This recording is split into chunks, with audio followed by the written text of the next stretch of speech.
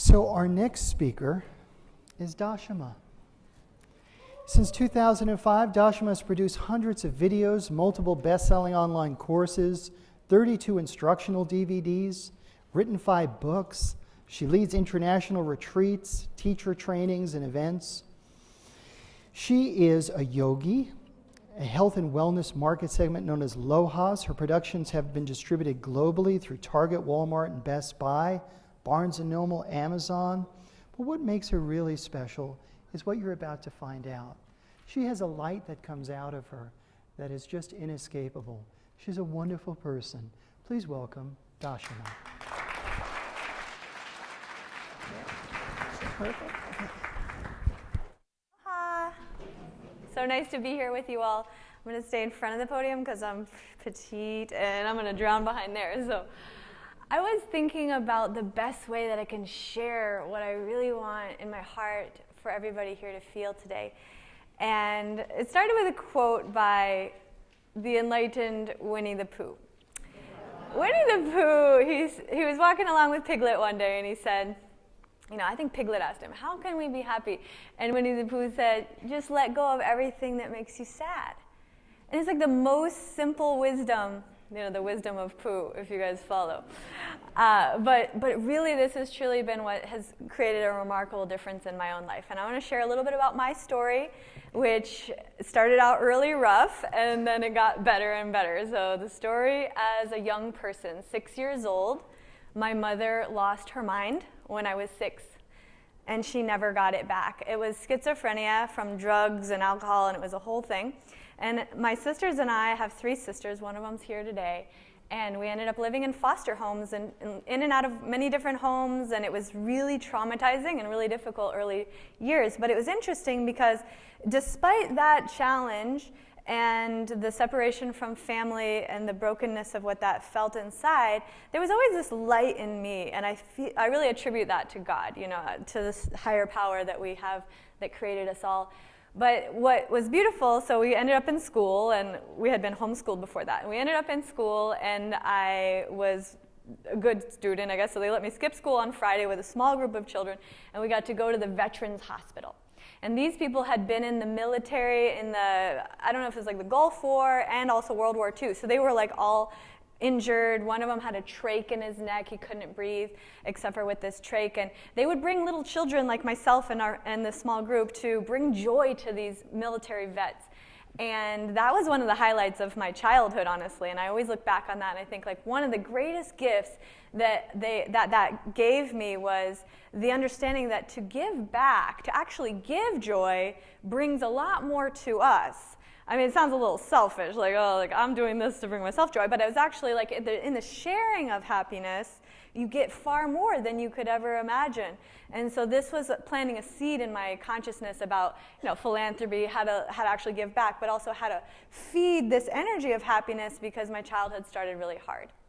So that was like 7 years old, and then I ended up going through this whole life, many traumas, many beautiful moments, like a child does. And later on, about 18 years old, I was hit by a car. I was riding my bicycle, and it was like a 6-lane highway. I don't know what I was thinking. It was the day before my birthday, and I'm like, I'm just going to ride the bike across 6 lanes, and the bike chain skipped, and I couldn't move forward. And all of a sudden, this woman, 45 miles per hour, she's not slowing down, and she literally T-boned my bicycle. I went flying. I remember seeing myself from above. I think I died. I don't know, because I was looking from above, like seeing myself. It's raining. Day before my birthday, I'm laying on the concrete in the middle of a 6-lane highway. My bike is destroyed, and I'm like on a stretcher, and I'm taken to the ER. And it was like this experience that changed my life in such an interesting way. At the moment, I didn't know the impact it would have, but it led me to my destiny, and it led me to my purpose. Because at that time, it damaged my spine, and it caused scoliosis, and my spine became out of balance, and like I developed all this pain in my neck and my back and everything like that. Fast forward a few years, I had this beautiful relationship. It could look like I had the perfect life. I was a bikini model, everything going well, except for I was so petite, they were like, you're too short to be a model. Sorry. I was like, okay, fine, I gotta find another career. So I had this office job, and I was dying. I'm like in this office job, fluorescent lighting, cubicle, suffering. I'm like, this is not my environment. Like, what do I do? I was like, literally, I was the top of it. I kept getting promoted. I was so good at this job, but I just hated it there. I was like, I have to get out of this place. So, like after a while of this office job, I was really like dying from depression, like literally depressed, and I couldn't find happiness at all. And my boyfriend, he was like one of those Tony Robbins types. He's like, Dashama, write down 5 things that you're grateful for. And I was like, writing these and like not feeling anything of gratitude. I'm like, I'm so grateful, like nothing. I couldn't feel gratitude. I couldn't feel anything. I was numb. I was depressed. And it was like the interesting time of my life, because it was literally like from the outside, I had the American dream. I had a perfect boyfriend. I was a bikini model, a perfect body. I had the perfect home. We had bought this 3-bedroom place on a golf course at 21 years old. And it was literally like what could be like perfect. And then all of a sudden, nothing could make me happy. And I was so depressed. So it was my soul telling me I was not in alignment with my purpose, right? That's what happens. That's what depression really is. If anybody wonders what is depression, there's a couple hormonal influences, and we can talk about that in a second, but ultimately it's your soul telling you you're not in alignment with your purpose, and it's asking you to make some changes, and that's what depression really is. So I was super depressed for a year, and then finally I asked myself, I was praying, I was crying a lot, and I prayed to God, and I said, show me, like, what can I do? Like, even if money was not an issue, like, what would I do with my time that would bring me joy? Because that's all that matters right now, is just happiness right now. Because nothing was bringing happiness. And I got this message, and it was like, you need to be active and help people. Like, you need to be in the active helping people, service to humanity, something, and especially if there's movement involved, because I've always been like an athlete. So I was like, okay, I don't care about money. I'm going to just try that. So I decided I'm going to be a fitness trainer. So I was Googling online, and it said, I was looking for inner peace. You guys ever Google inner peace? It's like an interesting, I'm like, inner peace. Who does that? This was before internet, okay? Like, no one was even online in 2004, but somehow I was online, I Googled inner peace, and there happened to be this place called Yoga and Inner Peace. I ended up going to this yoga teacher training. And it wasn't to become a yoga teacher. I just needed some happiness. I'm like, inner peace, something, please. So I go to this place. It was literally, I had to wake up every day 4:45 in the morning. I'm not a morning person. And drive an hour. And it was like in this strip mall, like this really crappy place with like cockroaches. It was really bad. But I would go there every day. I was like really disciplined. I'm like, okay, 4:45, we sit there, meditate, like, then do chanting. I was not into chanting at all before that. And then like all these other things. And we had to like clean the toilets. This was part of like karma yoga, right? And all of a sudden I'm like, joy to the world. Like all of a sudden I was like happy, and I'm cleaning toilets at a place for free at 4 a.m. And somehow like this was bringing me some joy. And I was like, something is good about this, and I don't know what. But it was just changing me. And it was like the combination of the meditation, right, and being committed to something and coming out of my own selfish like mind loop of like, I'm not happy, and like really getting outside of that and just focusing outside of that, like on my service, like whatever, cleaning toilets, whatever you can do, but just doing something outside of yourself for others. That started to change my life. And the chanting and everything, it was like a lot of joy in that, like, yeah, Jaya Ganesha, And I was having fun with it. And I was like, okay, there's something here. And it just started going so deep into my heart and my soul. So when I graduated, I was like, I don't want to be a yoga teacher, but everyone started asking me, teach me yoga, teach me yoga. All of a sudden, like, the universe is telling me what my life purpose is. I had no idea what my life purpose was, but I just was like, I need to do something that makes me happy. All of a sudden, people like, all of a sudden, like, thousands of job offers. Like, this guy came along, he launched my YouTube channel before anybody else had a channel, 2006. And like my videos went viral, and I was literally like teaching yoga to like all these millions of people on YouTube. And I had like no really ulterior motive. The only motive that I had was I want to spread this amazing gift that's giving me so much joy. This was my only motive, which I think is the purest and most important thing that you can remember when you're trying to find your purpose and you're really pursuing happiness, is follow your bliss, but also do it with no ulterior motive, like no monetary gain in the motive, because that's where the fulfillment really comes from, I feel. For me anyway, that's what happened for me. So I was like gaining all the success. I wrote a book called Journey to Joyful, and that's how I started to become known as a happiness expert. So it was like this interesting book that ended up getting to speak at the United Nations for International Day of Happiness. And I've shared this story about what happened with my mother. She actually was homeless. She had all these other issues, and she ended up 20 years later dying in a big fire. And so it was this crazy journey of my experience of my mother and witnessing like the deepest experience of human suffering that you could ever imagine. Like you can't ever imagine looking at her face without, for me, it was like a horror to see, because she had gone through the windshield of a car, all of her teeth were broken out, like she was scarred from all of the damage that she had experienced from this journey of having lost her mind. And it just gave me such a deep understanding of the importance, number one, of our mind, but also of happiness, and that it's a choice in every single moment. We choose in every single moment what side we're on, and it always comes down to our mind, right? So it's like, are we choosing the positive thought or the negative thought? Is the glass half full or half empty? And every time we find ourselves looking into the negative side, we always have the choice again, choose again, back into the positive side. And there's so many little techniques and hacks and secrets that I can share, and I love to share. One of the things that I think has been transformational for me especially, besides for meditation and all the work on the mind and trauma healing, and also the healing around the story, because the story that we have is a story that we tell ourselves.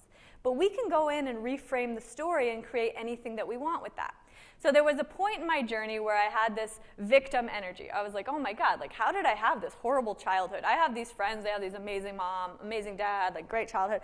And I was like, what happened here? Because on the highest level, on a spiritual level, I really believe we choose our birth. We choose our parents, we choose our story. But I was like, why did I choose this? Hello? And I was like crying to God, like, why would I choose this? And then there was this revelation. And the revelation was, we choose the experience that's going to give us the greatest growth so that we can fulfill our life purpose in this life. So if you've been through some really deep challenges, who here's been through some challenges? Anybody here? Couple? A little bit of something? You know what I'm saying? You haven't lost somebody that you loved. Anything happened to you that you felt wasn't fair, right? It's like life is interesting. What I learned is that it's not about what happens, but it's about how we experience that in terms of, I look at everything now as a gift.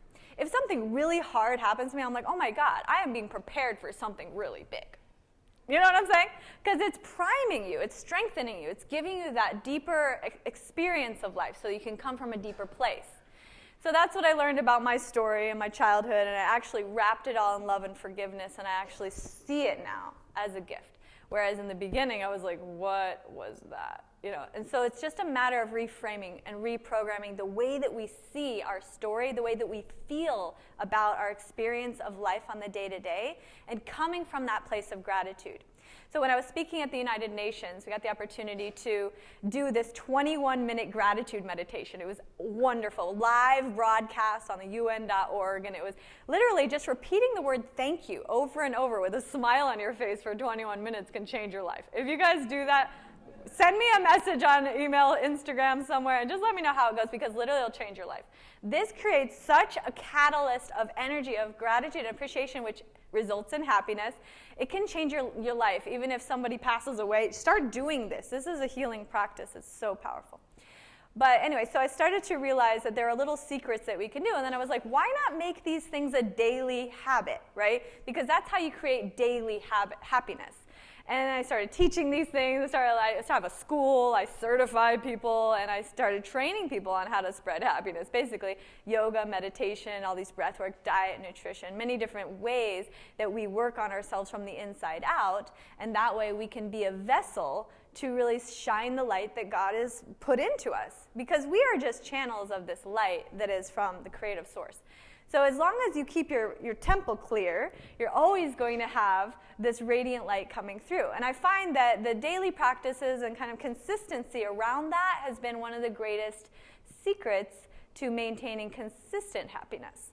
Because everybody can have a happy day, a happy moment, but it's the steady consistency of this energy is what really makes your life beautiful, right? A remarkable life. One of those people that people remember and that are like, wow, I just want that person around. Like, how can I have a little of that sparkle?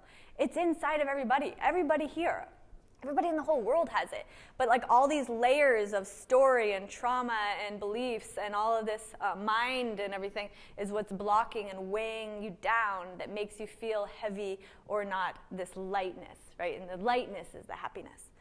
So this is the way that I see life, and I try to share this with as many people as I can, because I feel that the more that each individual, each one of us, takes responsibility for our own happiness, that is what's going to create the ripples of change that she so eloquently, I loved the mathematics behind that. Like we each have come into contact with, let's say, like she said, 150 people, and then that ripples out, and then all of a sudden the whole world can experience this beautiful energy just by being in contact with you. But you have to have it in you first. So that has to be the priority. Priority number one, you taking care of you, filling your cup up. Your priority has to be your happiness every single day, above everything. And then everything else. Because from there, everything flows. I've been working on this movie called The Flow State. It's a documentary movie. But the flow state and happiness go really hand in hand. Who here knows what the flow state is? Anybody ever heard of that? It's like when you're in the zone. It's like you're in this expansive, connected space where you feel infinite intelligence just streams through you. You don't even have to think. You have just everything available to you. Your mind is clear, and life is in flow. We call this flow state. So a lot of athletes and artists and different types of experts and different masters of the fields out there are like living in flow state. And the point of the movie is to really help people to understand that everybody can have access to that. And a big key to it is this happiness and gratitude.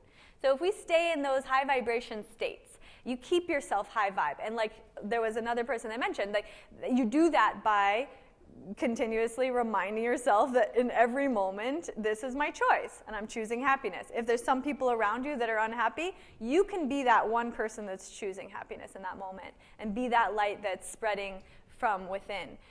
The other thing that I really felt, like for most people, because people ask me all the time, how do you become a happiness expert? You must be happy all the time. And I really want to emphasize that's not the case. I think happiness experts are born because they've been through hard things, but they're choosing happiness. So it's like a daily choice, because everybody has this choice. Now, some people have a happier demeanor than others. You're like, this person's just bubbly. I'm kind of bubbly, all right, I understand. But besides for that, though, I've been through a lot, had so much trauma that I really want to emphasize when people think that I'm just lucky or that it's something genetic, it's not. It's available to everybody. Happiness is available, and it comes from working on yourself and making that daily commitment. One of the things that really works is doing a gratitude practice, right? But one of the things about that, like I said in the beginning, when I was doing my gratitude and I wasn't feeling it, it's pointless. Never do anything if you don't feel it. It comes down to the feeling, okay? So if you're just going through the motions of anything, like meditation, same thing. You're just meditating but not feeling, no. That's not, don't even waste your time, right? Do it, and the intention has to be the feeling, shifting your state from the inside out, so that at the end of whatever the practice, whether it's gratitude practice, meditation, breath work, yoga, going for a run, dancing, making love, swimming in the ocean, whatever your practice is that brings you to that better state, make sure that you feel it and you're fully present every single breath of that experience, and that's how you're going to change your life. And that's also how you're going to change the people around you. So I'll leave you with that. And I want to just send you all so much love and gratitude for the time that we get to share today. And my name is Dashama. You can find me on Instagram, Facebook, YouTube, all over the world, dashama.org. And thank you so much. Namaste.